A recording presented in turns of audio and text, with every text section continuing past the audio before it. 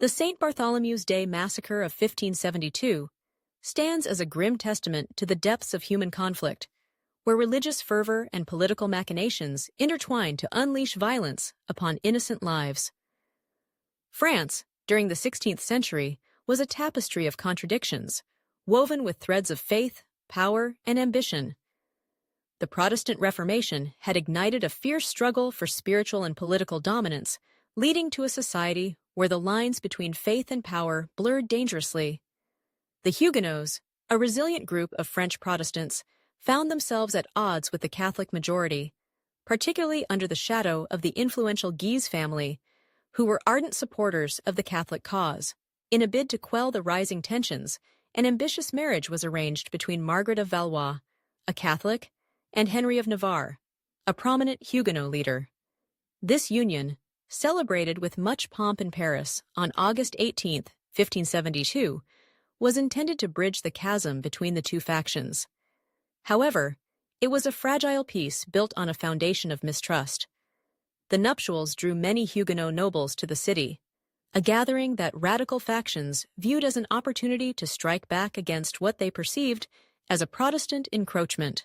The events leading up to the massacre were marred by violence, epitomized by the assassination attempt on Admiral Gaspard de Coligny, a key Huguenot leader and advisor to King Charles XIX. This act of aggression, likely orchestrated by the Duke of Guise, sent shockwaves through the Huguenot community, igniting calls for vengeance and justice.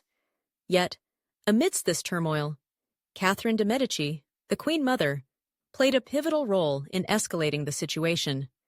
Fearing an uprising, she convinced her son, King Charles IX, that the only way to preemptively quell the unrest was to eliminate the Huguenot leadership. The king's chilling decree, "Kill them all, so none remain to reproach me," set the stage for a nightmarish turn of events. As dawn broke on August 24, 1572, the streets of Paris became a battleground. Catholic forces, fueled by a toxic blend of zealotry and political ambition, began their systematic extermination of Huguenot leaders.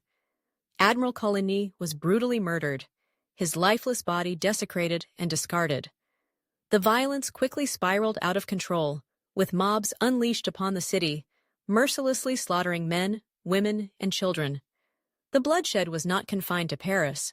It spread like wildfire across France, claiming the lives of thousands in subsequent weeks.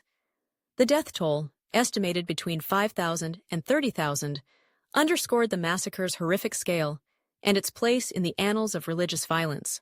The aftermath of the St. Bartholomew's Day massacre reverberated throughout Europe, sending shockwaves across Protestant nations, which viewed the event as a barbaric betrayal of faith. While Catholic leaders lauded the massacre as a divine victory, the episode deepened the chasm between the two faiths, solidifying religious divisions that would haunt France for decades. Henry of Navarre, present for the wedding festivities, narrowly escaped the carnage by temporarily converting to Catholicism, only to later reclaim his Protestant identity and lead the resistance. The massacre ultimately catalyzed a series of conflicts known as the French Wars of Religion, which would rage on until the Edict of Nantes in 1598, issued by Henry IV. This edict sought to restore a semblance of peace by granting limited religious freedoms to Huguenots, a fragile compromise born from the ashes of violence. The St. Bartholomew's Day massacre serves as a poignant reminder of the catastrophic consequences of religious intolerance and the political exploitation of faith, illustrating how deeply entrenched divisions can lead to unimaginable brutality.